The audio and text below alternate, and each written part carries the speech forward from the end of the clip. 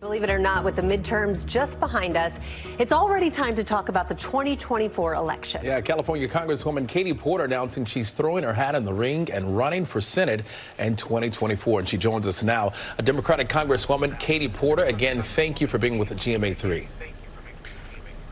Thank you. All right, Congresswoman, before we get to your bid for Senate, I want to ask you about the string of devastating storms that hit California. What can you tell us about what's happening in the state there, what we're currently dealing with?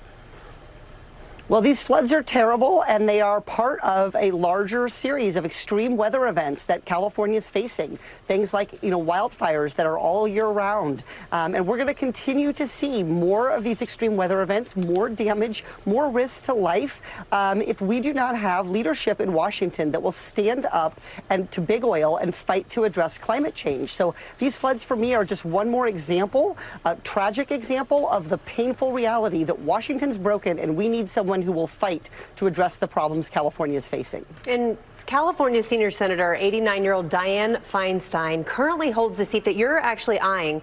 Senator Feinstein has yet to announce her plan. So how did you make the decision to make the announcement now?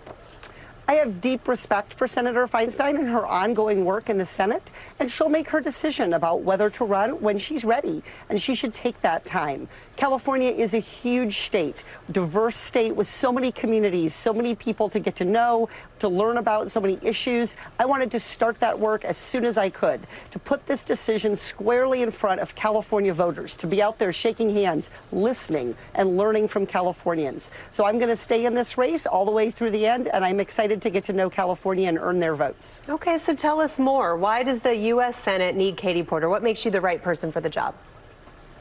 Well, I don't do Congress like other people do. I haven't been a kind of a traditional representative. I've been willing to stand up to special interests, whether that's big banks, big oil, or extreme Republicans. I am willing to call out power when it's abusing the everyday voters and the taxpayers. And so I don't take corporate PAC money. I don't take federal lobbyist money. And I'm one of only a handful of members who's willing to do that, who's willing to stand up to special interests, call out Washington for being broken, and willing to do things differently for the future. And I think that's a future that Californians deserve. And speaking of Washington, it took 15 ballots for Representative Kevin McCarthy to win the Speaker's gavel.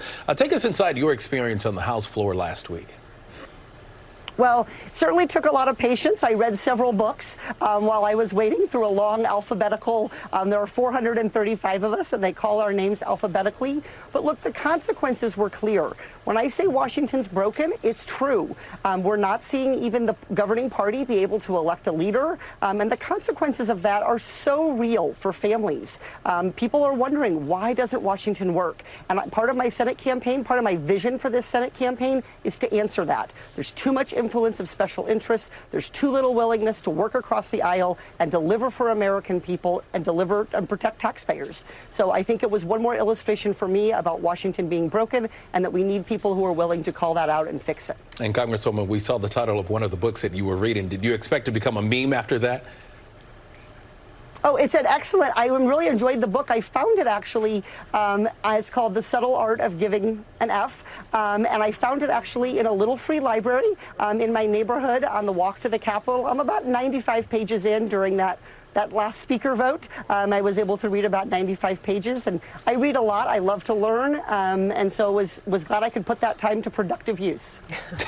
All right, Congresswoman. That one definitely got a lot of attention, Congresswoman. Do you believe that there's room, though, to work across the aisle? It seems like things are so divided right now, but the American people would really like to see the two sides come together. Do you think that you can do that? My attitude is I'm not willing to compromise our sacred constitutional and civil rights, but I'm always willing to have conversation, to reach across the aisle, to try.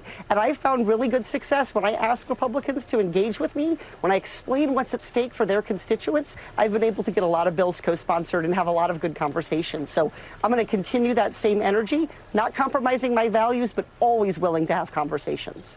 All right, California Congresswoman Katie Porter, thank you. Thank you.